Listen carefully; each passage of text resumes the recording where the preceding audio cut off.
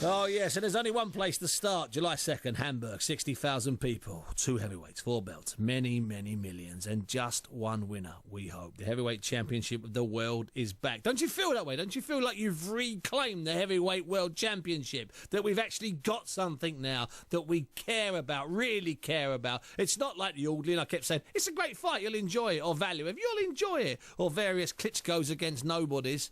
This is heavyweight boxing. I've missed it. It's Bermondsey's David Haye, once at the Fitzroy Lodge Club, against Wladimir Klitschko. He was born in Kazakhstan, which is why he does sound like Borat. He does. It's not a cheap joke. He does. 3 years in the making. Now it's done and dusted. The fighters had 2 conferences this week, one in Vlad's Hamburg and the other on the south bank of the Thames at Vauxhall, close to where David grew up. Mixed readings, really, from both, if you want to know my honest opinion. Mike Costello was in Hamburg, said that David Haye was tired and Wladimir was in great form. We were together at the South Bank, and I've got to be honest with you, David didn't really try. Vad was up for it. Anyway, so I spoke to David, or both Mike Costello and I spoke to David, and we asked him, was he a little bit more subdued than usual? Yeah, in fights gone by, I've focused more, you know, a lot of the effort in the lead up to the fight on selling the fight, getting it out there, getting my point across, making the other guy look stupid. This time round, the fight sells itself. I don't need any stunts or tricks in the lead up to this fight. I just need to be me. I need to train hard. I need to make sure on the night, you know, all the I's are dotted, all the T's are crossed, you know, and I knock him out. That's it. My whole sole purpose and focus isn't on promoting or selling this fight, because the fight sells itself. It's to make sure that every ounce of my energy is focused on destroying Audley. Sorry, I was going to say Audley Harrison then, but he's going to get. See, I'm still thinking about destroying him. I've already destroyed him once. Everything, all my time, effort should be focused and will be focused on not only beating him but knocking him out. Yeah, beating him, not just beating him, knocking him out. Now, he mentioned Big Ord there, and we had to ask him, had the last fight made him lose any sleep and made him even more determined for this one?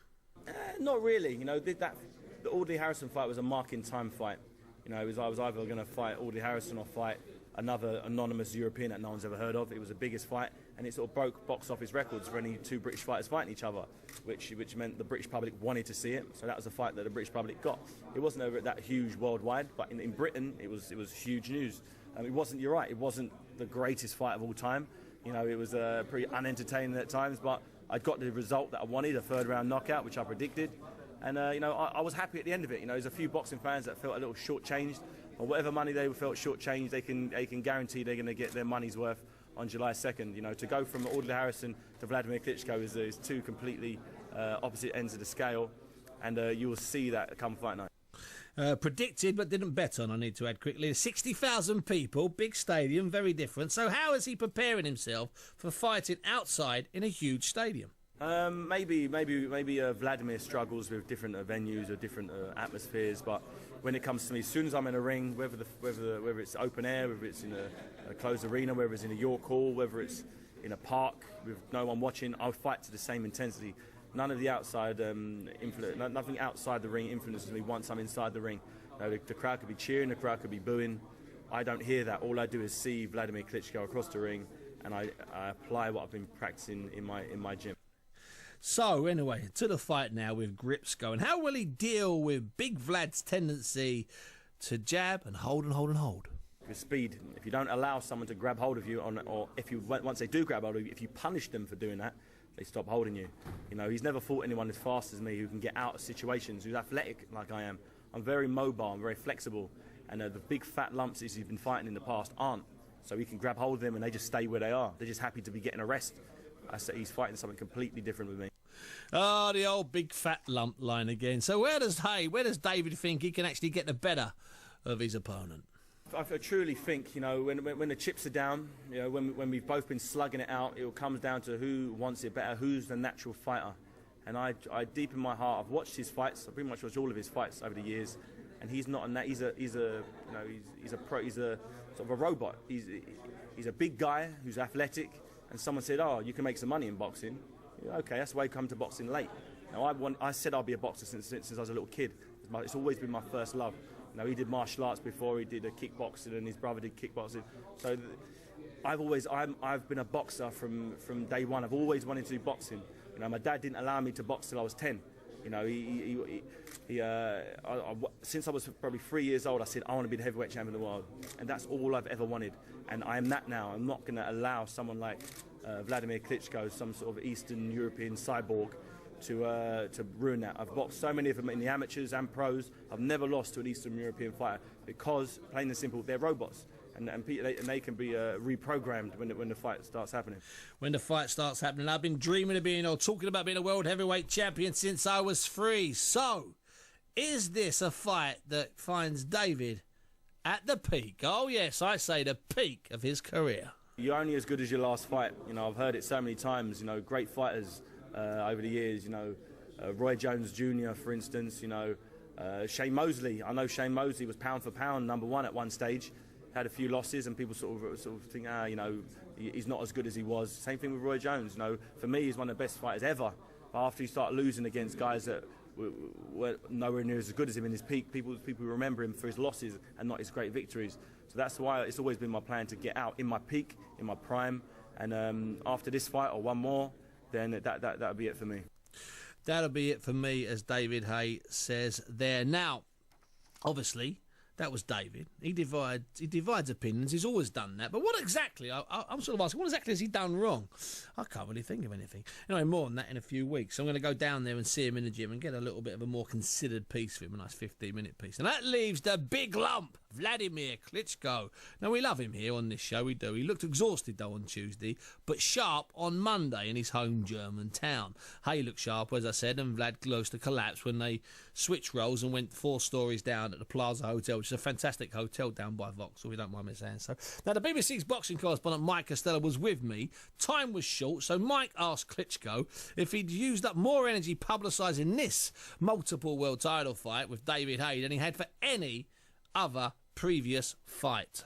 I believe that I spend more time. I don't know about the energy. Thank God I'm young enough to have enough energy.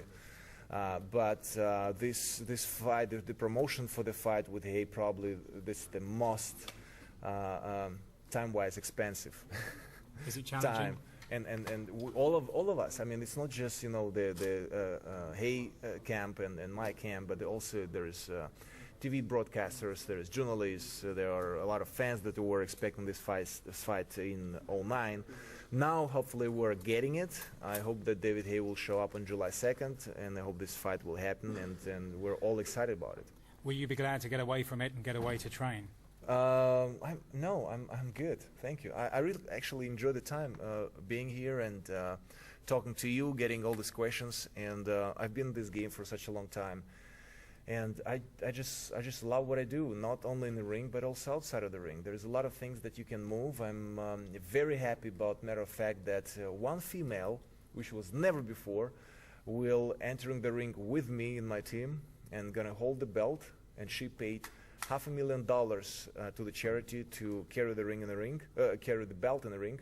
And there's certain things that you can move outside of the ring, and that's what makes me really excited about. And especially right now, talking to you, it's one of the upside potentials that has to be used. So thank you.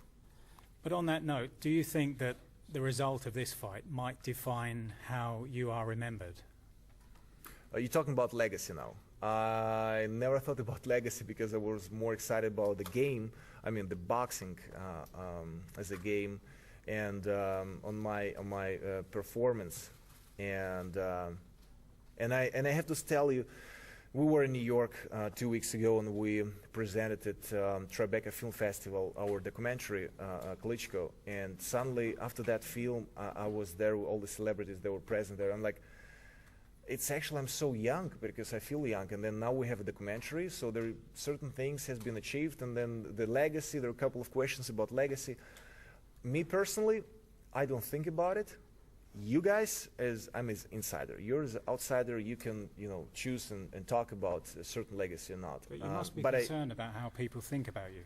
But I concern about my family. I concern about my friends, and I just do things in the way like I feel things to do, and I don't really think about legacy, to be honest with you now. I can't even really exactly answer this question about legacy and my relationship to legacy. So I I care about it probably, but I don't think about it. I not that I don't care, but I just do my job. So you choose my legacy, whatever it is. Do you think that David Haye represents your biggest test ever? I mean, he's described some of your previous challenges as fat little puddings. Well, I'm preparing for a very tough fight. And in my experience and also in the boxing history, there were guys that were scared before, but they were getting stronger in the fight. They were maybe strong before the fight and they collapsed, during the fight. So there has been tons of examples. We'll find it out on July 2nd, what David Haye made of. And I'm prepared for everything and anything that could happen in the ring, and I'm pretty much focused on actual fight. And I am more than sure that's why people love to watch live sport in live. It's not like a movie, you can watch it, later on sometimes, because you want to experience what's going to happen. And there could be underdog, and there could be, guy that's more in favors, but you never know what's going to happen. So I think that's why this sporting event going to be very excited, because of the controversies before and all the promotion history before, and also the boxing styles. One has exciting boxing style, the other one has boring boxing style. So there's a lot of opposites, and the opposites always kind of appeal, and that's why I think it's gonna be great for sporting fans, not only boxing fans but also sporting fans to watch this fight. And it's outdoors, of course. Apart from the obvious, what is different about fighting outdoors? He doesn't. He will experience that. I said it at the press conference. When you think about any exciting soccer game you experience, just when you were present at the stadium, you have this mass of people, huge amount of people that are cheering and rooting, and especially at this fight, there are going to be people and fans from former Soviet republics, where I'm from Germany, from the US, and from the UK. So they're going to be really wild atmosphere and a lot of spirit, and it's going to be loud, because the arena is very compact, so it's going to be all around 50,000 people. And soccer field is huge. Boxing mat is small in the ring. And it's going to be really, really, really something spiritual that David Haye is going to experience. And he should be very excited about it, because it's a life experience. So it's great to be involved in that. And he's going to be one of the two guys in the ring standing right in the middle, and he will have 100,000 eyes watching you. Time to grow live. Or time to shrink. And millions, and millions through the TV. That was Vlad there talking to Mike Costello of 5 Live. Now, just